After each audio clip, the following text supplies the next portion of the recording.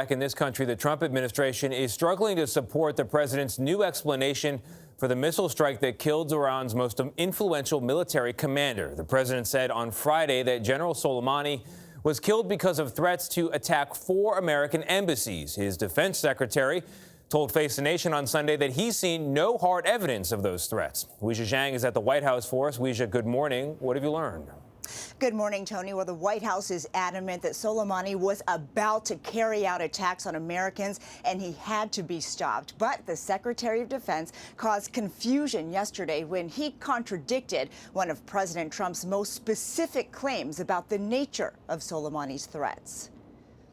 I didn't see one with regard to 4 embassies. Defense Secretary Mark Esper acknowledged Sunday that he saw no specific threat against 4 U.S. embassies by Qassem Soleimani, contradicting President Trump, who earlier claimed that's why he authorized a strike that killed the Iranian general. I can reveal that I believe it would have been 4 embassies.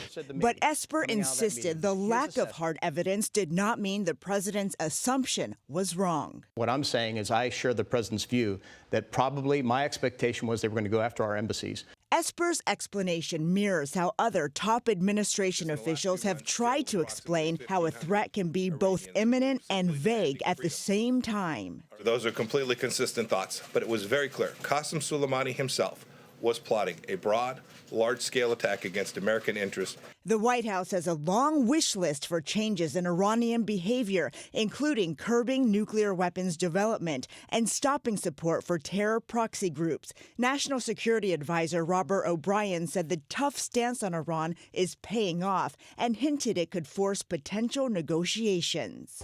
Iran is being choked off, and Iran's going to have no other choice but to come to the table. Democrats say the discrepancies between President Trump and his inner circle add to their initial concerns that the hit on Soleimani was not justified. They are overstating and exaggerating what the intelligence shows.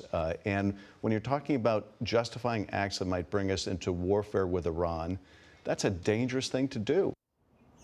President Trump contradicted National Security Advisor O'Brien by tweeting he actually couldn't care less if Iran negotiated.